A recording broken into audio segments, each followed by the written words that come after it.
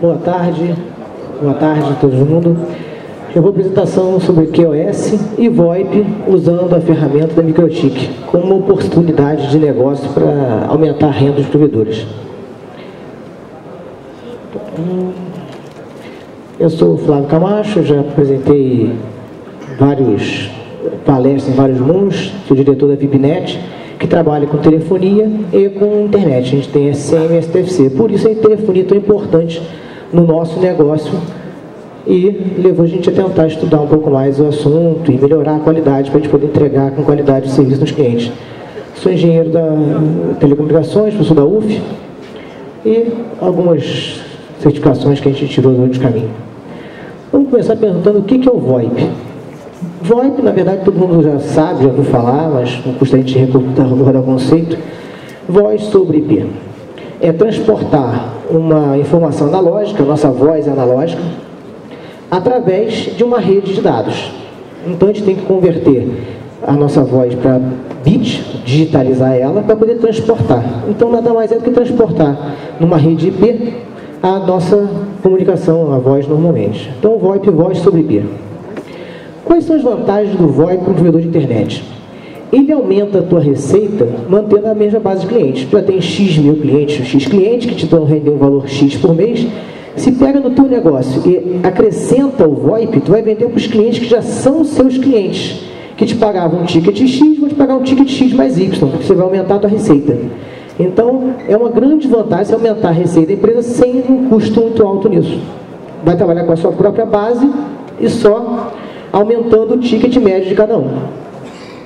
Outra vantagem seria porque, se você montar um provedor de VoIP, uma operadora VoIP, você vai ter um grande problema que é o transporte até o cliente, até o assinante. Você vai ter que montar um servidor, botar no data center.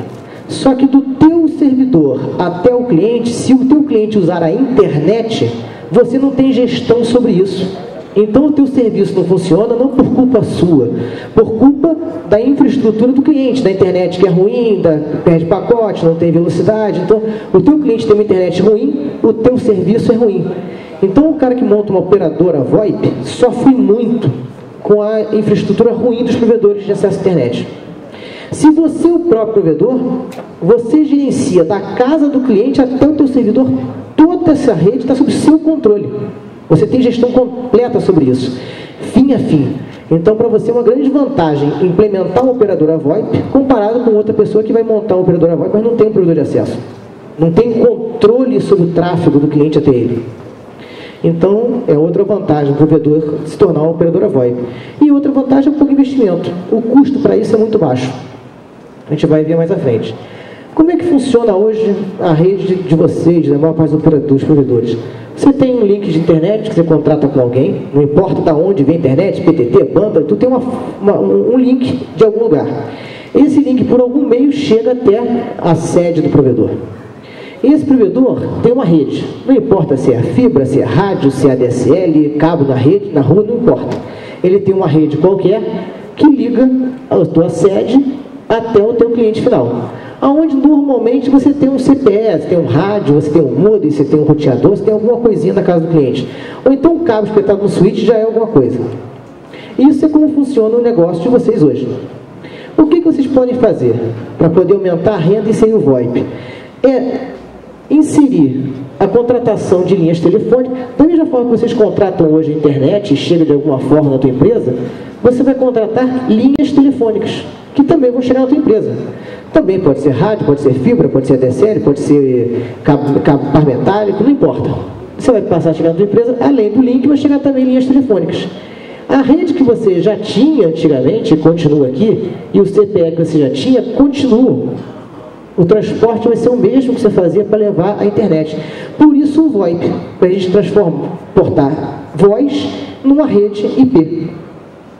No teu cliente, que o computadorzinho ligava direto no teu CPE, no teu roteador, o que quer que seja, tu vai botar um ato, o computador dele liga no ato e agora o telefone dele, comum de casa, também liga nesse ato. E você acrescentou mais um serviço, pelo qual você vai cobrar e vai ter uma receita associada a isso, com uma mudança zero na tua topologia. Só contratou linhas aqui no teu provedor, botou um aparelho no teu cliente e o teu transporte não mudou nada. O que você precisa para implantar um serviço de VoIP no seu provedor? Você vai precisar de um servidor Asterix, que é a solução mais barata. O que é um servidor Asterix? Um PC comum. Qualquer PC serve para você começar a trabalhar. Conforme você for crescendo, aumentando ligações, aumentando cliente, aumentando necessidade, os seus requisitos vão aumentando. Mas para você começar, qualquer PC que você tenha lá serve para você começar com 10, com 15, com 20, com 30 assinantes. Você vai precisar de uma placa com interface telefônica. O que é isso? O seu PC hoje tem uma placa de rede, placa de vídeo, placa de som, mas ele não tem uma placa para entrar com linhas telefônicas nele normalmente. Então você tem que comprar uma placa para isso. Quais são os tipos que a gente tem? O mais básico é uma placa analógica. Aqui eu estou com uma fotozinha de uma aqui, onde tu pega uma linha telefônica da Oi, da telefônica comum, conhecida como placa de fax modem também. Isso aqui é uma placa de fax modem, simplesmente com 4 saídas, porque você tem entrar com mais linhas no teu servidor usando o mesmo slot PCI. Então, uma maneira de você pegar as linhas e botar no teu servidor é uma placa de fax modem. E vamos entrar com linhas analógicas. Uma outra possibilidade é você trabalhar com uma placa digital. A placa de fax modem, ela permite uma única ligação por cada linha. Então, se tu pensa em atender uma cidade com várias linhas, fica complicado, porque vai ter que ter muita placa, muito slot, e tu vai ter que contratar muita linha na operadora para conseguir atender todo mundo. Com as placas digitais, que são as digitais E1, por exemplo, que tem é uma placa PCI e tem uma entradinha coaxial aqui. Eu consigo entrar com até 30 linhas num único cabo. E consigo fornecer até 200 DDRs ou mais DDRs. Porque aí você perde, quando você tem a linha analógica, você tem a característica de que uma linha corresponde a um par metálico. Quando você passa para a linha digital, um único par metálico, você consegue ter 30 linhas. E você desassocia a numeração ao tronco. Na analógica, a gente tem caso de ter um par que tem um número preso naquele par metálico. Na digital, eu posso ter 200 números com 30 troncos. Então, 30 clientes podem falar simultaneamente. E cada cliente pode ter o seu número de assinante independente, onde a ligação vai cair diretamente na casa dele. E também já falou que você multiplex internet, que você compra 10 MB e vende 200, porque você considera que nem todo mundo está usando ao mesmo tempo. Na telefonia, você vai fazer a mesma coisa. Vai contratar 30 canais, vai botar 300 clientes, considerando que a gente não vai ter 30 ligando simultaneamente. O 300 primeiro vai da zebra. Como se você vender mais banda do que você tem da zebra. Mas o processo, a filosofia é exatamente a mesma, não mudou nada. Outra possibilidade legal é essa aqui, ó. Eu posso botar uma placa no meu servidor GSM, onde eu posso, isso aqui é uma mini PCI, aqui são os cartões GSM, então essa plaquinha aqui, ela bota 4 linhas celulares dentro do meu PBX. Se eu tenho linhas da Oi, para o cara receber, e quando o cara liga para fora, ele sai por uma linha de celular, eu tenho uma margem de lucro muito grande. Porque de Oi para Oi é de graça, TIM para TIM. Tem vários planos, você pode fazer várias gambiarras com vários planos possíveis. Mas a ideia é, você consegue economizar muito na saída. Você consegue ter um plano mais barato para cada operadora. E o teu cliente não está vendo isso. Ele não está acompanhando isso. E o último item que você precisa é de um ATA, adaptador de telefonia analógica. Esse aqui é um exemplozinho interessante, que é o que você vai botar no teu cliente. Ele tem aqui uma entradazinha phone, onde pega um telefone qualquer da casa de vídeo, espeta ele ali. É um telefone normal do teu cliente. 2 saídas de rede. Um entra na internet e o outro sai para o PC do teu cliente. Então ele funciona como um roteador também. Para que isso? Para ele poder marcar os pacotes, para melhorar a qualidade da internet, ou para você não ter que botar um switch. Você pode aproveitar a própria conexão que entrava no PC do teu cliente, tira o cabo do PC, espeta nele, dele sai um cabo para o teu cliente e o telefone já sai ali. Então, é extremamente prático. Então, só precisa disso, nada de extraordinário. Eu vou mostrar rapidamente aqui uma solução free, gratuita. Eu não sou consultor, não dou consultoria para isso, é um exemplo, que é o que a gente usa lá, que é o Elastix. O Elastix é uma distribuição livre, todos os softwares são gratuitos, você baixa de graça na internet, não paga nada para ninguém. E é um software que faltava. Você tem as placas, tem o servidor, você precisa agora de um programa que gerencia as ligações entrantes, ligação sainte, quem liga para onde, tudo mais, para um sair pela interface celular, para o outro sair pelo fixo, você precisa de um software para isso. E esse software aqui é gratuito. Ele faz o VoIP PBX, ou seja, toda a parte de telefonia. Ele faz também a parte de fax. Você pode ter um fax também, que você pode fornecer serviço de fax, onde o cara manda um e-mail, sai um fax, recebe um fax, imprime na impressora, todas aquelas... Ele faz serviço de mensagem instantânea, o antigo MSN, né? E correio eletrônico, também um servidor de e-mail. Ainda faz ferramentas colaborativas. É uma coisa bem completa, tem um site extremamente fácil de instalar, é o tal do Next Finish. Você vai baixar um ISO, queima no CD, pega a máquina, next, finish, funciona. Não tem que esquentar a cabeça. Aqui a tela dele, ele funciona no browser, então toda a configuração é web, você não tem que mexer no Linux, não tem que mexer em nada. Aí tu tem uma abazinha pré-mexida aqui, onde você vai mexer na extension, que é criar os rabais dos clientes, rota de saída, rota de entrada e os troncos. O conceito é extremamente semelhante à internet. Quem roteia a internet, roteia a linha. Rotear uma chamada telefônica é mesmo que rotear um IP para chegar daqui para lá, uma rede para ir daqui para lá. O conceito é exatamente o mesmo, não tem grande dificuldade. Por isso que qualquer um consegue, sem muito esforço, com alguns vídeos do YouTube, botar para funcionar isso aqui. Agora vamos lá, a segunda parte da palestra é sobre QoS. O que é QoS? Qualidade de serviço é a capacidade melhorada. Vamos lá. A gente pensa em QoS, qualidade de serviço, porque quando você tem só a rede internet, quando ela foi criada, em 1960 alguma coisa, ninguém diferenciava serviço. Então qualquer pacote que vinha, tinha que passar e não importava o que era. Conforme ela foi evoluindo, nos anos 90, havia a parte comercial e tudo mais, surgiram novos serviços que a rede começou a prover. E a gente percebeu o seguinte, alguns serviços tinham alguns requisitos a mais que outros. Então, por exemplo, se o e-mail demorar 1 segundo a mais para chegar ou não, você não vai perceber, você não vai reclamar. Agora, uma ligação telefônica, falando em tempo real, se picotar um pacote, você vai sentir e você vai reclamar. Então, alguns pacotes na rede tinham que ter prioridade sobre outros. Então, criou-se algumas RFCs para conseguir criar a característica do controle de qualidade do tráfego. Eu quero segregar o tráfego e quero criar um controle de qualidade. Isso é bem interessante. Aí a gente tem as características de rede, mas isso é ferramenta para pobre. Por que para pobre? Se a sua rede tiver banda suficiente, você nunca vai precisar de QoS. O QoS só entra quando você tem um congestionamento. Você tem um link de 100 megas e só entra 10 megas naquele link, está sobrando banda. O pacote entrou, ele sai, entrou, ele sai, entrou, ele sai. Então ele nunca vai ter congestionamento. Agora, tu tem um link de 100 megas e chegaram 200, 100 passam e 100 vai ficar agarrado na fila esperando a vez de poder entrar na porta e poder passar. E quando você tem essa fila, esse congestionamento, entra o QoS para fazer a fila e falar, você é mais importante, passa, você não, você espera, você passa, você espera. Então os velhinhos têm a fila deles e vão conseguir ir embora.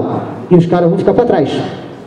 Porque você escolheu um processo de escolha na fila. Tem 2 filas, uma para velhinho e uma para pessoas que não são velhinhas.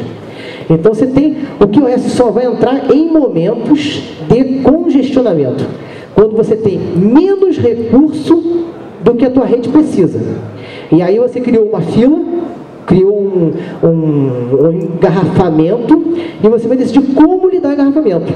Como é que os roteadores trabalham padrão para isso? Todos eles, sem exceção, trabalham com a chama de FIFO, First In, First Out. Primeiro pacote da fila, passa, na sequência que eles chegaram. Mas não é para chegar na sequência, é mais tem um cara lá no final da fila que é VoIP, que é melhor ele passar logo na frente, porque o cara do e-mail pode esperar mais um segundo. Então esse que é essa letra, ele vai na fila lá, seleciona as pessoas e começa a pessoas botar para furar a fila. Ou cria várias filas, tem várias estratégias. Mas voltando, isso só funciona e só é necessário no momento que você tem pouco recurso e você está gerando engarrafamento.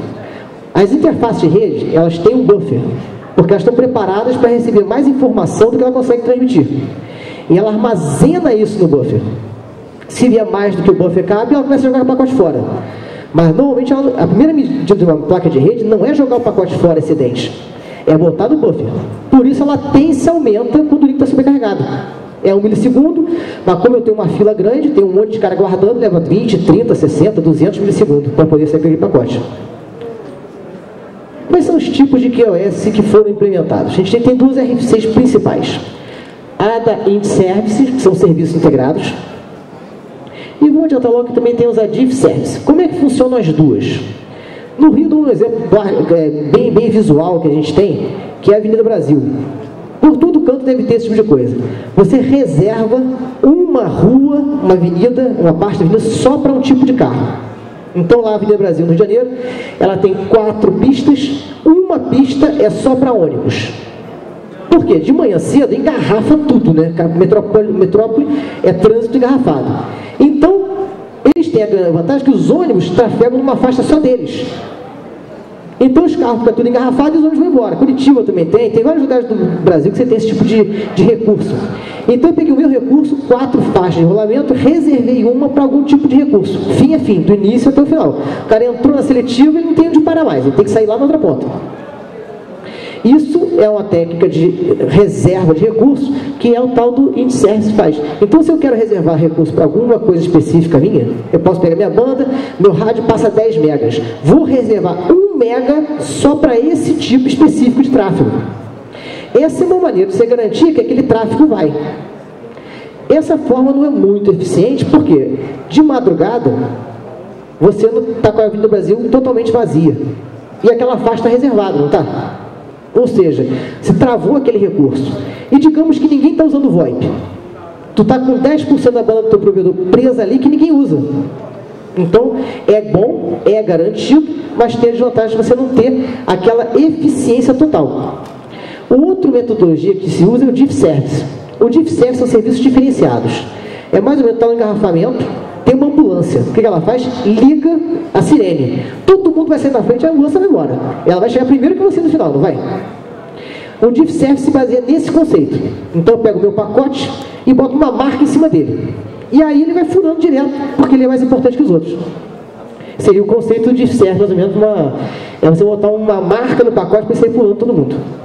Então são as duas maneiras de criar qualidades de serviço homologadas para o IETF. Quando criaram o protocolo IP, reservaram 8 bits aqui no cabeçalho, chamado Type of Service. Então já tinha, quando alguém pensou no cabeçalho IP, já reservou 8 bits ali para representar o tipo de serviço, Type of Service, que é o campo que a gente usa para poder fazer as marcações de QoS, já que ele estava disponível e tinha essa função. Só que não existia nenhuma regulamentação sobre como que isso se aplicar direito. Então o que acontece? Eu só usava os 3 primeiros bits para dar precedência e eu tinha mais um monte de bit aqui perdido, que não servia para nada. Aí aqui as criticidades, para dizer cada posição, qual é a prioridade daquele pacote em relação aos outros.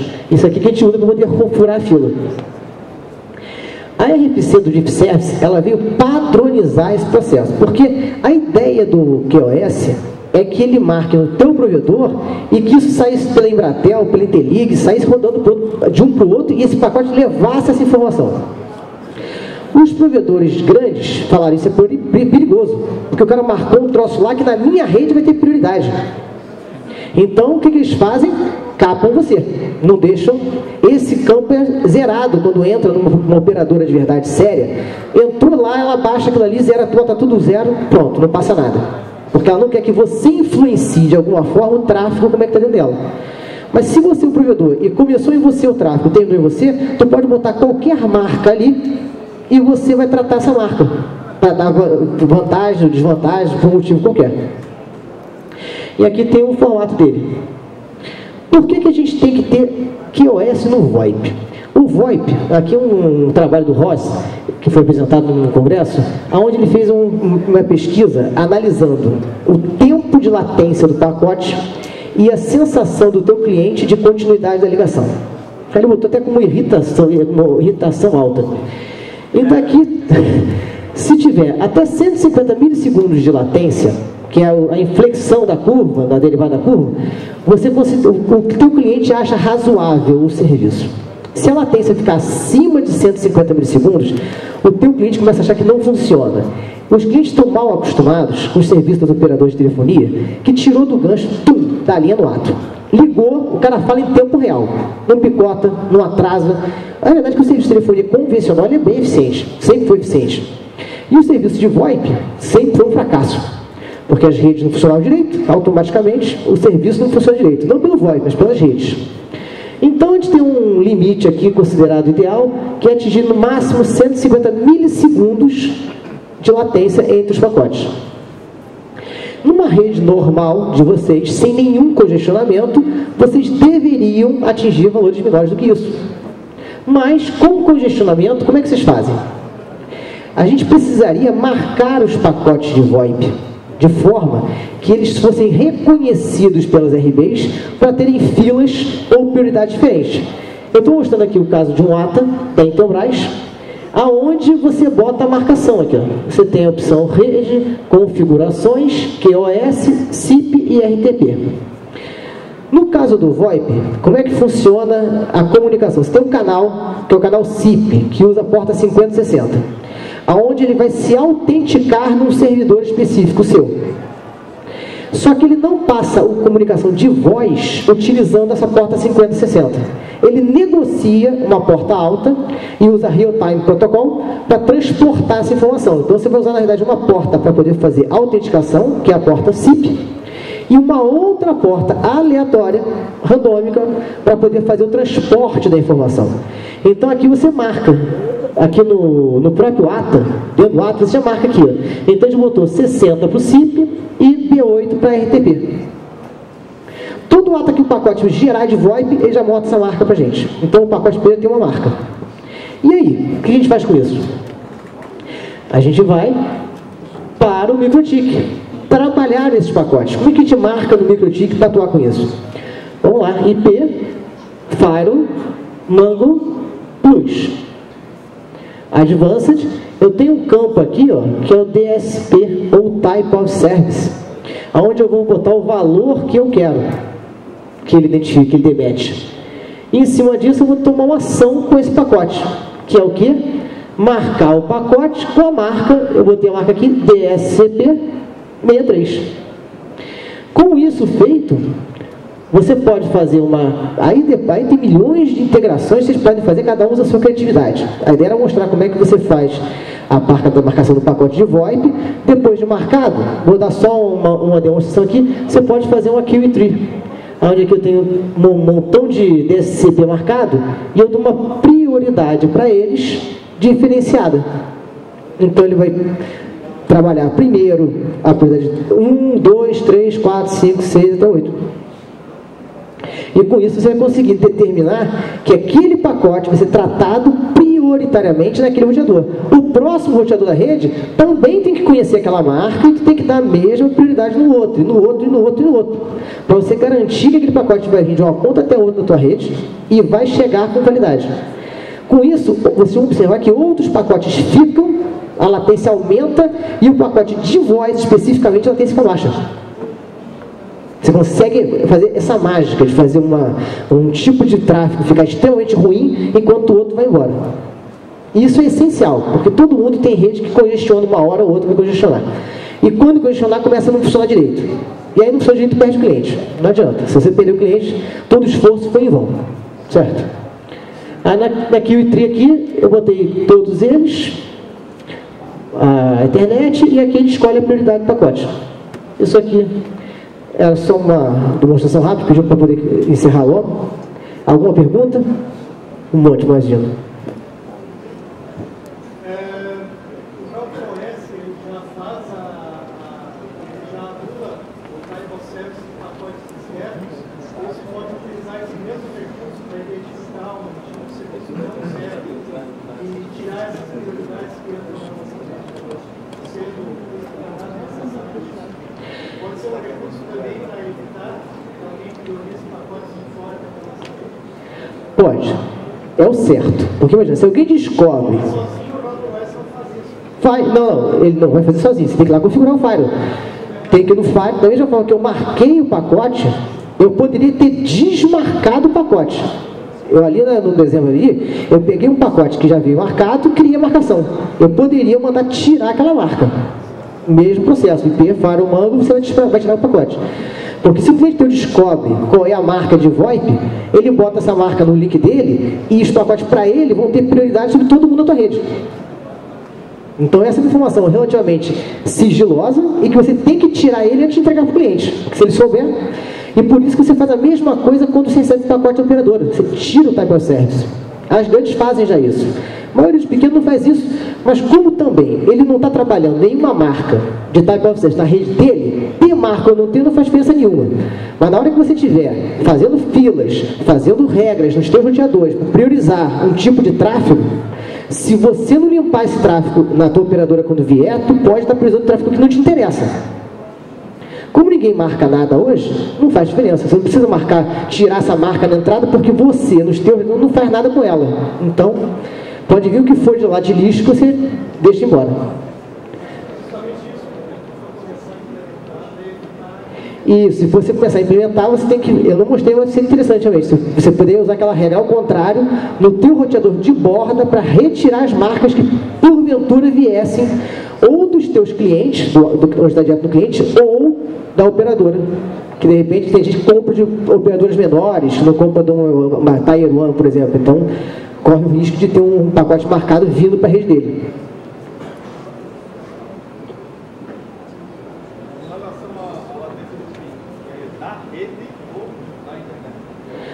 Vamos lá. Se a gente está numa situação onde o teu cliente está dentro da tua rede, é a tua rede.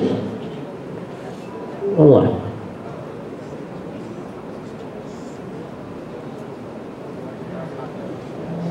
É a latência daqui do teu cliente até o teu servidor, até a tua empresa. Então, é a latência da tua rede. Considerando que você contratou as linhas da operadora e jogou no teu provedor. Você contratou as linhas, estão no teu provedor. A latência é do teu servidor até o cliente. E esse caminho aqui, você tem total gerência sobre ele. Você tem que ter. É a tua rede. Tu tem que gerenciar de uma ponta até a outra para garantir que esse pacote venha com qualidade.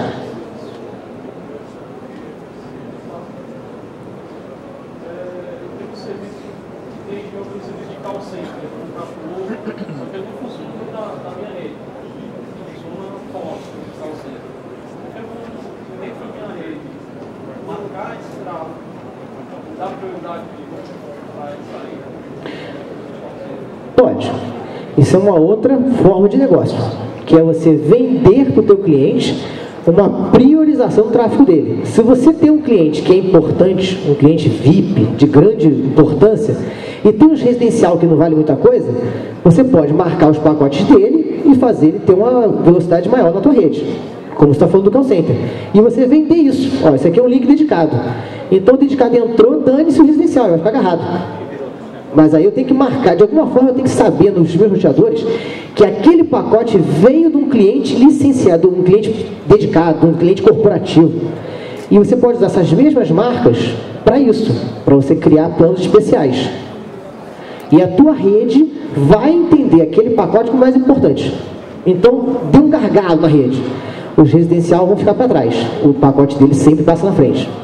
E aí ele não vai sentir problemas seus de infraestrutura tanto quanto outros sentiriam. Entenda, o QoS também não faz mágica. O que ele faz é o seguinte, ele sacrifica alguém em função de outro. Você pode ser justo. FIFO, primeiro que entrou, primeiro que sai. Isso aí é justiça, primeiro que chegou, sai. Quando você bota QoS, você pressupõe que teu recurso da tua rede é menor do que você precisa, ponto. E que você, quando acontecer isso, alguém vai levar vantagem e alguém vai levar desvantagem. Não tem jeito. Mas aí você avalia economicamente como é que impacta isso na tua rede. Então, se você fizer isso com um cliente dedicado, você deu uma vantagem para ele, saiba que os outros vão estar pagando a vantagem que você deu para ele. O que você deu para ele de vantagem de andar mais rápido na tua rede, alguém está levando a menos. Vai ficar mais tempo. Então, o cara que levava, sei lá, 1 segundo, leva 2 segundos agora. Para que aquele cara consiga sair instantaneamente. Não tem mágica. Não é uma mágica. É uma forma de administração, de gestão dos recursos que tem na tua rede. Se eles são finitos, e você tem pouco em relação à tua necessidade, você administra da maneira que você achar mais interessante. O teu call center pode vender para ele a vantagem. O call center, eu vou te vender um link mais caro e você vai ter uma conexão melhor do que o resto. Porque você tem um serviço meu de QoS. Vou aplicar uma política de qualidade de serviço no teu link. Vou marcar teus pacotes. E outra coisa, não adianta marcar o pacote só no ATA, nem só, tem que marcar na tua rede inteira, de ponta a ponta, senão não adianta nada. Isso aqui tem que vir todos os roteadores para eles saberem o que fazer, senão não adianta você marcar. O ATA gerou a marcação, eu poderia marcar Tem várias maneiras de marcar. Como é que a ideia era falar sobre VoIP? Eu marquei no ATA, quis mostrar que o próprio ATA já pode botar uma marca no pacote e a marca que você quiser, tu vai lá, escreve o que você quiser, ele vai marcar aquilo. Mas eu poderia, por exemplo, pegar uma RBzinha antes do cliente e pelo IP do cliente eu botar uma marca em todo o pacote que vier do IP X e jogo uma marca nele ali qualquer. E a minha rede vai saber que aquela marca é uma marca de prioridade, entendeu? E tem outras maneiras de marcar. E também a criatividade, quando você pensa em software, é o limite. Cada um tem as suas ideias e o cara implementa de 1000 maneiras diferentes a mesma coisa. Eu mostrei uma maneira de fazer para tentar dar a sua ideia, porque cada um distribua, trabalhe, pense, faça experiências para conseguir chegar na sua solução, que se adequa mais a um ao outro. Se você não tem o ATA, no caso, marcando, você vai marcar onde? No roteador. Será que esse roteadorzinho pequeno Wi-Fi tem QoS? Eles marcam? Sim ou não? Não sei. O MikroTik marca. Ele pode marcar por IP de origem. Ou por IP de destino também. Tudo que se destina ao meu servidor, por exemplo, de VoIP, que tem o IP lá, eu boto uma marca. Então peguei o pacote, é para tal destino, marca de prioridade nele. É outro destino qualquer, não tem marca de prioridade. E aí você vai conseguir ter várias marcas, e você tem 8 níveis de prioridade diferentes que você pode utilizar na rede.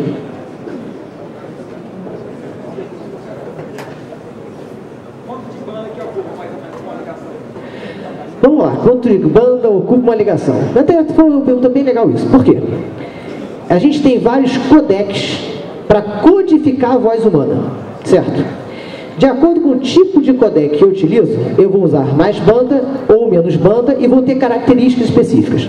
Vamos falar dos dois mais importantes, que é o G711 e G729. O G711 é aquele utilizado pelo operador de telefonia fixa para poder fazer codificação de voz. Então ele tem a máxima qualidade, máxima, e você vai conseguir passar alguns serviços específicos. Vamos chegar lá. O G711 ele não tem nenhuma compressão. Então ele pega a tua voz íntegra e transporta ela com tudo. O G729, ele é um codec com compressão. Então, se você utilizava, vamos falar real, o G711 ocupa 80K e o 29, 32K. Vai ter gente falando 8 e outras coisas, mas você medir com overhead, com tudo, tem os cabeçalhos, então real é 30 e 80. Só que para ele chegar a 30, o que o G711 faz? Ele corta várias informações que estão ali. Então ele sabe que o teu ouvido só é sensível até 24 MHz e tal. Então o que a frequência que não é audível, ele corta, como uma forma de economizar, certo? Só que alguns serviços como fax, por exemplo, utilizam frequências que não são audíveis. Então se tu usar um codec, por exemplo, com compressão, aquelas informações que ele jogou fora, porque o ouvido humano não seria capaz de perceber, vão fazer com que cartão de crédito e fax não funcionem. Então, se você botou um codec com compressão, tu perdeu duas coisas. O cara vai falar, pô, tua ali não funciona com fax, tua ali não funciona com cartão de crédito. É a questão única de codec. Então, um codec com compressão, 32K mais ou menos, é pouca banda, sem compressão, 80, mas tu passa tudo. São os mais usuários. 29, 729 e 711. Esses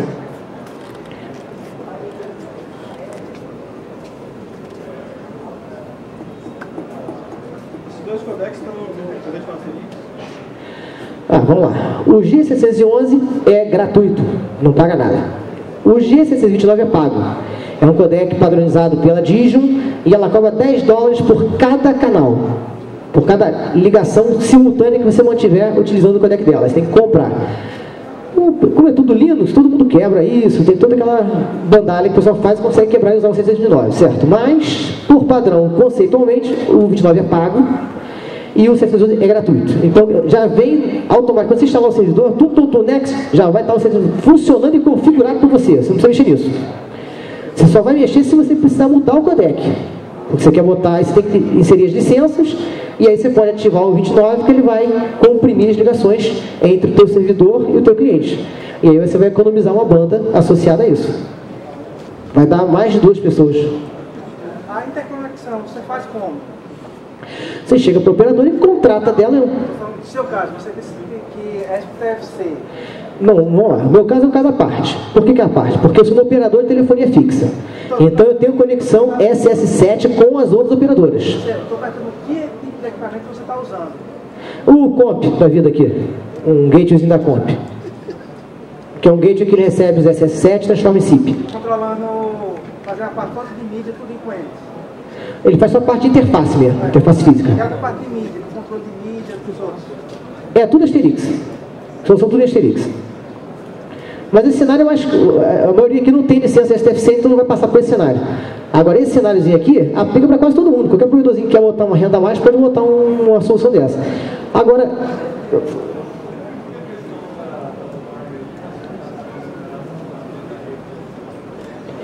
Aí você não tem outorga, está errado.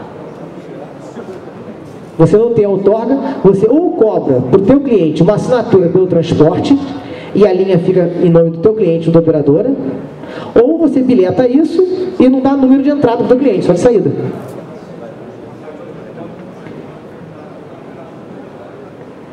É verdade, é verdade. Esse é o problema de todo provedor VoIP, é isso. Agora, o que você faz, e que é comum hoje em dia? Você faz o que a gente chama de co-billing. O maior caso que a gente tem de co-billing hoje no Brasil é o caso da NET. A NET não tem licença de STFC e vende o Netphone. O Netphone é da Embratel. E o que eles fazem? Fazem o que a gente chama de co-billing. Na verdade, você paga para a NET repassa para a Embratel e você é cliente Embratel de telefonia. Mas você não vê isso. Então você tem que procurar uma operadora e negociar com ela, fazer o que chama de co-billing. O cliente é teu, você instala. Você faz a conta. Você repassa para a operadora uma porcentagem X disso que foi negociado entre a operadora. E você faz a co-bilhetagem dela, na verdade. Ela te manda a tarifação e você joga em cima da tua. Para o teu cliente só enxergar uma única fatura. Aí ele pensa que você faz tudo, mas não é verdade. A NET é o caso mais clássico disso hoje no Brasil, é a NET. Você pode fazer por baixo dos panos ou por cima dos panos. Por baixo dos panos é você contratar, fazer e não botar nada para ela. Tua margem aumenta, natural. Ou tua firma quer fazer. Ela não vai deixar de fazer contigo. Só que aí a tua margem é menor, porque ela vai entender, ela vai querer participar do negócio. Uma coisa é você como cliente contratar a linha, outra coisa é falar, olha, eu vou revender. Então tá, então aí as regras do jogo mudam e a tua margem piora. Se você quiser fazer co-billing. Mas você resolve o problema legal, jurídico, junto a Embratel, qualquer coisa. E se tiver pouco cliente, ninguém quer ter coisa contigo. Se tiver muito cliente, rapaz, não adianta. Legaliza que vai dar merda. Tem 50, 200 clientes. Rapaz, tu acha que alguém vai esquentar a cabeça contigo? Deixa você pra lá. Quando tiver 2.000 clientes, legaliza que senão alguém vai vir e te dar uma cacetada. Isso é certo. Questão de tamanho.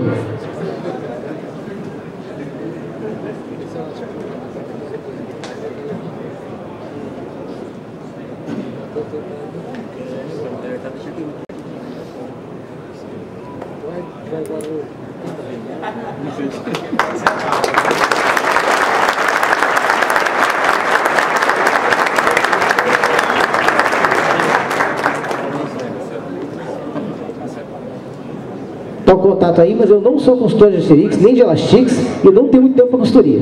Eu quero que vocês vejam a opção e corram atrás de uma forma de melhorar, mas não sou a pessoa que vai ter tempo de ajudar vocês na implementação disso, daquilo outro e tudo mais.